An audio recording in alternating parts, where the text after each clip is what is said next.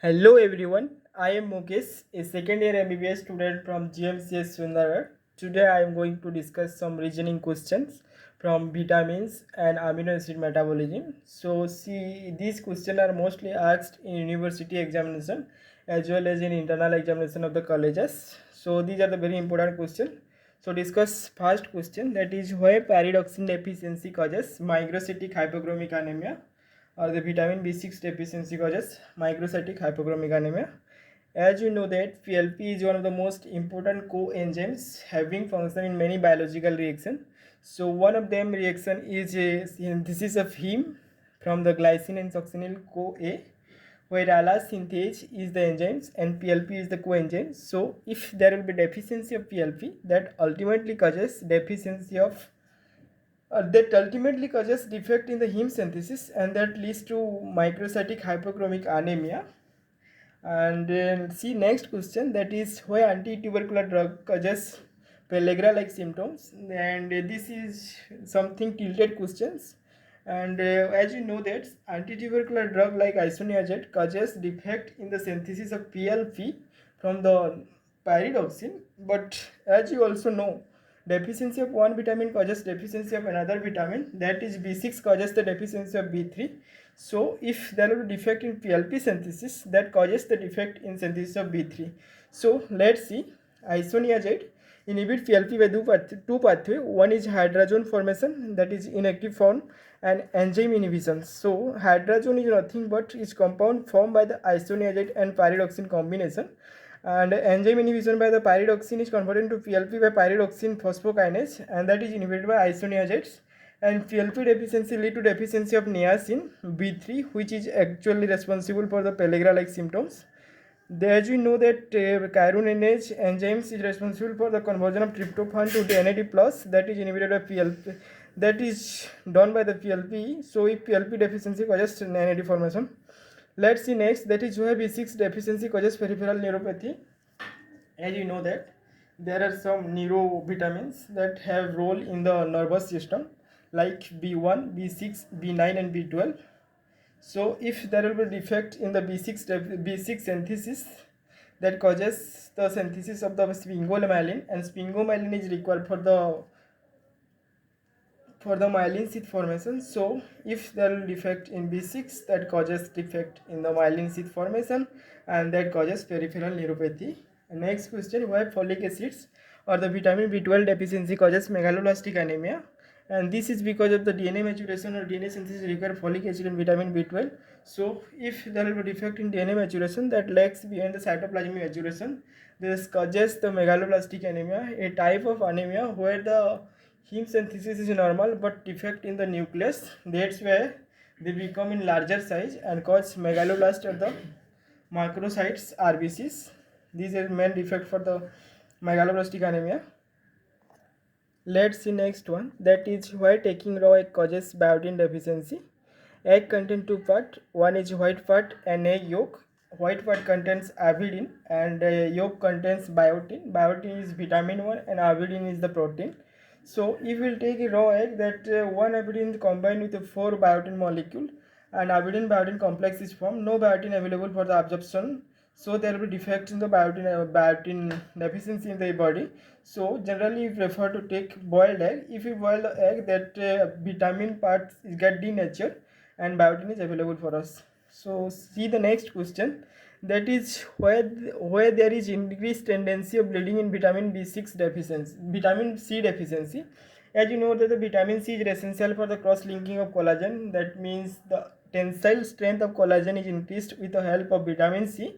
Vitamin C is responsible for the hydroxylation of proline and lysine residue of collagen structure. So if defect in the collagen tensile strength, that decreases. So capillary, bones, cartilage, all these are form of collagen. So if there is defect in collagen synthesis, that results in the defect in the textual structure. So capillary become fragile and brittle, that increase the tendency of bleeding. So next question, see, maize eating peoples and the sorghum eating people where they have pellagra like symptoms, that is due to vitamin B6 deficiency. In case of maize eating people, niacin is in bound form, and sorghum eating people, leucine content is high. Leucine inhibit QPRT, which is responsible for the NAD formation from the tryptophan. This is one of the leading reasoning question.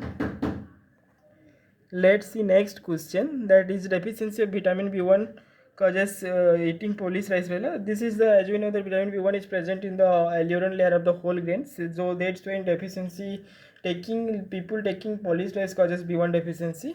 And this is simple one. See the next one, that is liver cirrhosis or the renal disease causing the vitamin D deficiency. So this is also most frequently asked questions from the exam point of view. As you know that synthesis of the calcitriol of the vitamin D3, that is cholesterol, is converted into cholecalciferol with the help of UV lights, and cholecalciferol is converted into 25 hydroxy cholecalciferol, and that is converted to 125 dihydroxy cholecalciferol, that is calcitriol. And the enzyme which is responsible for these are present in liver and kidneys. So if there will be defect in the liver and kidney, that ultimately cause in the defect of vitamin D3 synthesis. Let's see next question, that is how liver cirrhosis causes hepatic encephalopathy. You should know that what is liver cirrhosis. Liver cirrhosis is nothing but the scarring or the fibrosis of the liver parenchyma. That means liver normal hepatocyte is destroyed, and that is filled with the fibrous tissue or the fibrosis that causes defect in the normal function. So K cannot metabolize ammonia, and there will be the increased level of ammonia in the blood, and that goes to brain and interfere with the neurotransmitter. This is one of the mechanism. And also intestinal flora produces ammonia, and that goes to the liver by the portal circulation. But if there will be defect in the liver, that will shunted into systemic circulation, and there will be the increase in ammonia level in the blood, that ultimately causes hyperammonemia. And this ammonia crosses the blood brain barriers and goes to brain, where the glutamate is combined them and form glutamine. As you know that the glutamine is the transport form of ammonia from the brain and intestine, so they decreases the level of glutamate in the brain, and that results in the decrease in GABA synthesis. If there will be defects in the decrease in GABA synthesis, if there is defect in the decrease in GABA synthesis, that increases the excitatory neurotransmitter level. So there will be the imbalance between these neurotransmitter that causes hepatic encephalopathy. And also glutamine is one of the osmotic molecule that causes cerebral edema by holding the water. This is one of the leading question mostly asked in the exams. See next one, that is ornithine transcarbamylase or OTC deficiency causes orotic aciduria. This is a slight relationship with your nucleotide metabolism. Ammonia and CO2 is converted into carbamyl phosphate with the help of CPS1, carbamyl phosphate synthetase 1, and ornithine is recycled to citrulline by the OTC enzymes and carbamyl phosphatase, and ornithine combined to form citrulline. If there will be defect in OTC, that means there will be the accumulation of carbamyl phosphate, and that carbamyl phosphate is transferred or the shunted to another pathway, that is de novo synthesis of the pyrimidine. And also you know that in pyrimidine de novo synthesis there is one step where the orotic acid is produced, and that causes increase in orotic acid in blood and urea, that is called orotic aciduria. Next, the next questions, that is how PLP deficiency causes homocystinemia, and this is also mostly asked in the exams.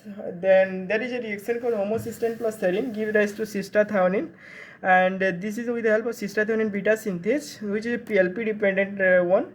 And similarly cystathionine is converted into homoserine plus cysteine with the help of cystathionase, that is also a PLP dependent enzyme. So if there will be defect in PLP, that ultimately causes increase in the homocysteine level, that causes homocystinemia.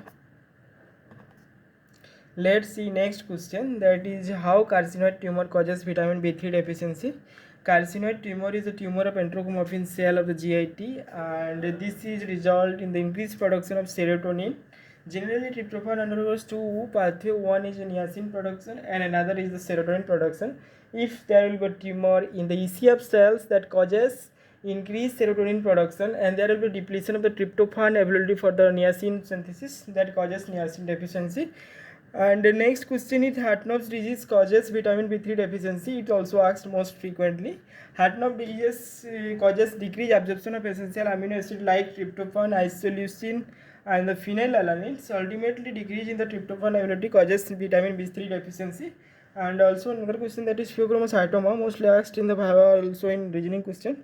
Tumor of the adrenal medulla rolla, then there will be increased production of adrenaline. Adrenaline get metabolized to VMA, vanillin mandelic acid, And BMA excretion in the urine is diagnostic important for the pheochromocytoma.